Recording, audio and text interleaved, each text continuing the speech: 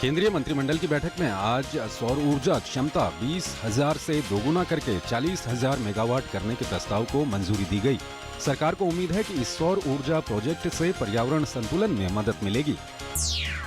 केंद्रीय मंत्रिमंडल ने नेपाल में SJVNL यानी सतलुज जल विद्युत निगम लिमिटेड को 3 हाइड्रो पावर प्लांट बनाने के प्रस्ताव को मंजूरी दी। 5,723 करोड़ रुपए के इस अरुण 3 जल विद्युत परियोजना के पूरा होने पर 900 मेगावाट बिजली पैदा होगी। चीन और भारत ने अपने मौजूदा मतभेदों को सुलझाने के लिए चल रही व्यस्त बातचीत के बीच द्विपक्षीय संबंधों को और मजबूत करने के लिए रणनीतिक वार्ता शुरू की।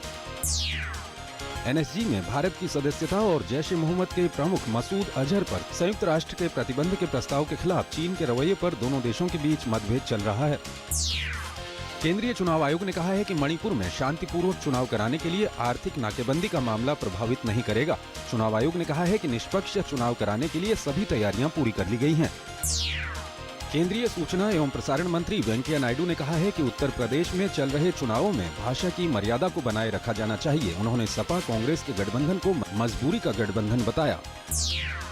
भाजपा नेता और केंद्रीय मंत्री नरेंद्र सिंह तोमर ने कहा कि यूपी में इस बार भाजपा एक बेहतर विकल्प के रूप में जनता के सामने है। उन्होंने कहा कि सपा बसपा से लोग त्रस्त हैं।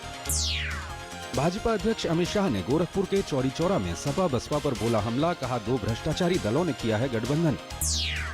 उत्तर प्रदेश के मुख्यमंत्री अखिलेश यादव ने कहा है कि जो पार्टियां जनता के लिए काम नहीं करेंगी उन्हें जनता बख्शेगी नहीं।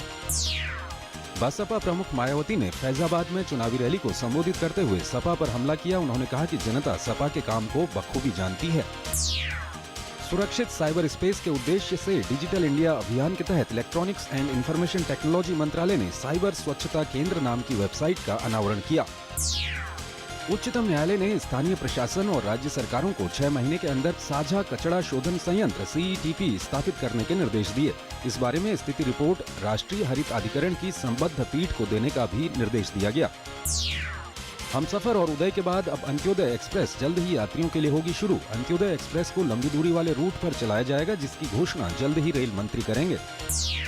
सरकार ने आज स्पष्ट किया कि 1,000 रुपए का नोट लाने की उसकी कोई योजना नहीं है। इस समय उसका ध्यान निम्न मूल्य वर्ग के नोटों का उत्पादन बढ़ाने पर है।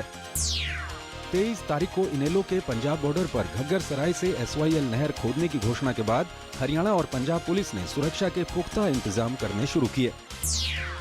उच्चतम न्यायालय ने सतलज यमुना संपर्क नहर विवाद को लेकर प्रस्तावित मार्च के मद्देनजर हरियाणा और पंजाब को कानून व्यवस्था बनाए रखने का निर्देश दिया है। दिल्ली के रामजस कॉलेज में JNU के विवादित छात्र उमर खालिद के निमंत्रण को रद्द किए जाने को लेकर छात्र संगठन आइसा और ABVP के बीच झड़प हुई है। मौके पर भारी पुलिस बल तैनात। रोज टेलर के रिकॉर्ड शतक की बदौलत न्यूजीलैंड ने दूसरे एक दिवसीय अंतर्राष्ट्रीय मैच में दक्षिण अफ्रीका को 6 रन से हराकर 5 मैचों की श्रृंखला 1-1 से बराबर की।